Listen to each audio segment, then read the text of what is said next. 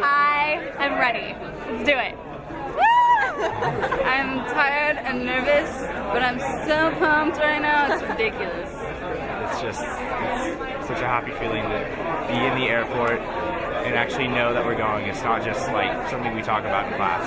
These are national symbols and representation of ideals that we as a nation theoretically are striving for. The further away you get from here, the easier it is to forget that fact.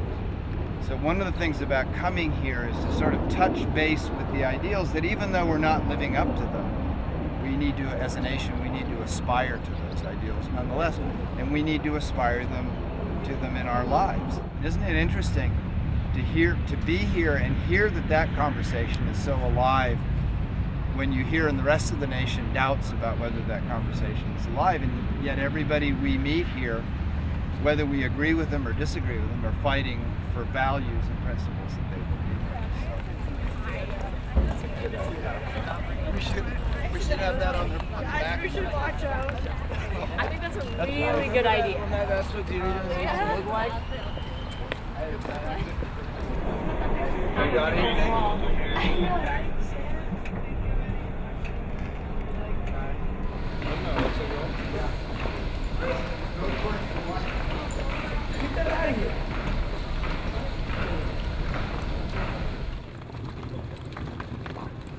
First of all, let me welcome you to Washington. And it's been my experience over the last few years in meeting with students from Mount Madonna that you represent a very special institution and a very special pursuit of knowledge, where young people get the chance to go really deep on questions that relate to governance, to relations between people and country.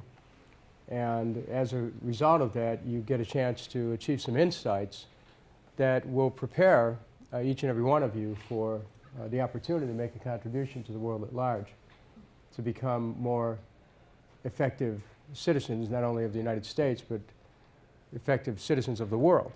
About it, and I also am passionate about talking to young people. I love that you're interested, and I'm just excited for you. I'm excited to see what you do. I'm excited to see where you end up, and that's the one fun thing about Washington is all the young people are here to change the world, and so I hope that infectious thing gets inside you, because our world's a better place if it does. This is what's called working the steps. This is where when the congressional people come out, they always like to talk. They're nice people. So all you have to do is walk up and introduce yourself. They'll stop and talk to you.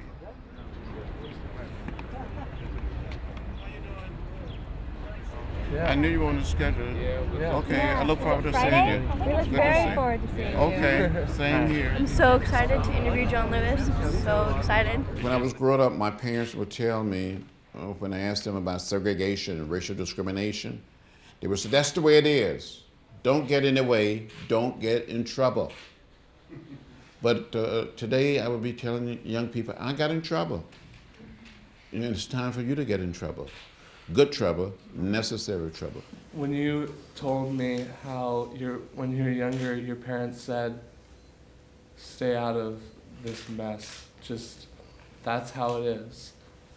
And pretty much my whole life, you believe what your parents say.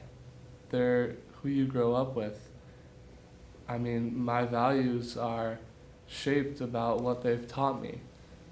And for you to disobey what they say because you know in your heart what is right, the strength that takes, I can't even imagine. And I'm just going to remember this moment for the rest of my life. And thank you. Thank you. Thank you. Thank you. Thank you. Just a big oh no, that's fine. Okay. Good to see you. Good to see everybody.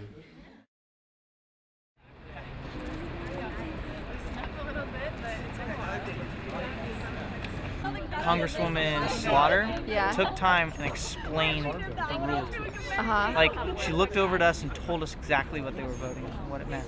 And then they had a heated debate. It was incredible.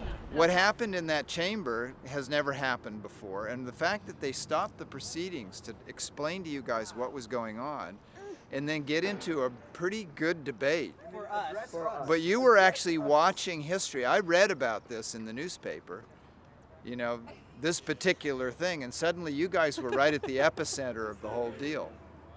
And to have the committee stop their work to give you guys a civics lesson, I mean, my God, you guys, this just doesn't happen.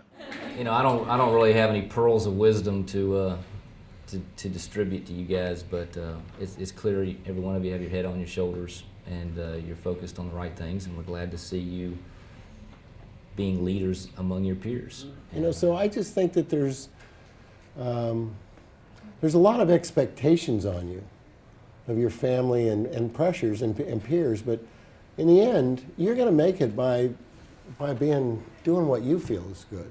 And if you follow your passions, everybody will land on your feet. So you're all going to make it. That's one thing, you're all going to make it. And just find that support system out there. You've got a privilege of living in the United States of America and living in California and getting this great education. And I think you have a duty to give something back, however you decide that may be. And hopefully, some of you will say, I'm going to give it back by running for Congress. So I'll come here as an old man asking for my Social Security benefits, and I'll be interviewing or talking to one of you. Thank you very much. Thank you. Okay, well, I got my back on. No rush. Hi. We're on the Capitol steps again. Again. And there's Sam Barr right there. Hi, Sam. Again. People, what was your impression or what you thought, or your assumptions coming here, and what was the biggest change in that? What were you surprised to learn?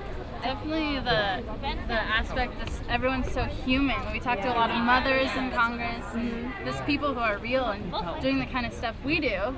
And so it makes us more on a level playing field in terms of everyone's human, and we all can do this if we want to. I was surprised because the news makes this town look so impenetrable, and it's so accessible. You just got to be nice and put yourself out there.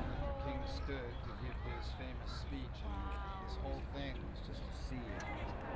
You see how our reality lives?